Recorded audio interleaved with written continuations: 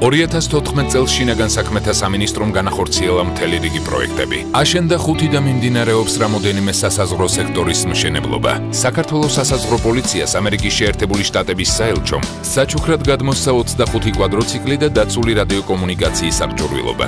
განახლებულია და მზადყოფნაშია სასაზღვრო პოლიციის კუთვნილებაში მყოფი შვეუმფრენები. დიდი ყურადღება დაეთმო კონტრტერორისტული ცენტრისა და ტერორიზმის წინააღმდეგ ბრძოლაში ჩართული დანაყოფების კვალიფიკაციის ამაღლებას. აშენდა ახალი თანამედროვე სტანდარტებზე მორგებული პოლიციის შენობა საჩხერესა და გუდაურში. უსაფრთხოების მიზნით საქართველოს მთელ ტერიტორიაზე დამატებით მონტაჟდება სიჩქარის მზომი რადარები.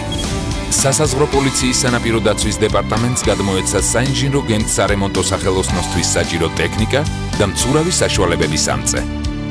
ასევე სასაზღვრო პოლიციის სანაპირო დაცვის დეპარტამენტის სარადარო სადგურ სუფსას ტერიტორიაზე გაიხსნა ერთობლივი სასაზღვრო ოპერაციების მართვის ცენტრი.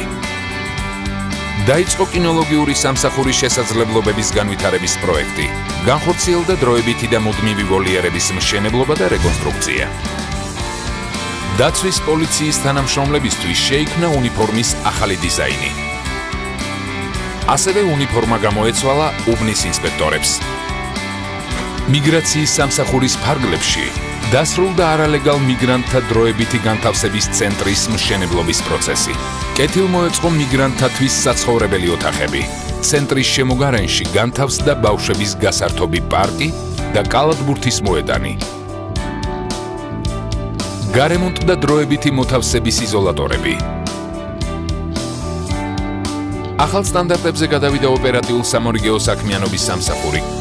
შინაგან საქმეთა მინისტრის ინიციატივით კანონში მიღებული ცვლილებების შედეგად 90%-ით შემცირდა როგორც ეგრეთ წოდებული კრაკადილის, ასევე ბიოს მოხმარება. მიმდინარე წელს რეგისტრირებული იქნა 15064 დანაშაული, რომელთაგან გაიხსნა 9100. წინა წელთან შედარებით დანაშაულმა 17.9%-ით იკლო.